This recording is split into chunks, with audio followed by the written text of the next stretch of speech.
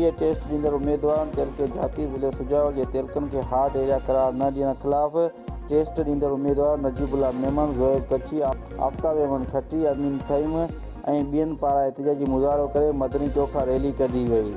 इन्हनि एहतिजाज कंदे चयो त जाती तेलको हमेशह सैलाब बोर्ड में हमेशह एहसास करार ॾिनो वियो आहे। इन्हनि वधीक चयो त IBA पारां टेस्ट जे सवालनामे में ग़लतियूं हुयूं जेके अञा ताईं दुरुस्त नाहे कयूं वयूं।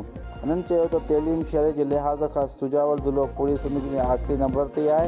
उहो ई सबबु आहे जो सुजावल ज़िले में तमामु घटि उम्मीदवार पास थिया आहिनि, उन करे काफ़ी जायूं भरिजी नाहे सघियूं।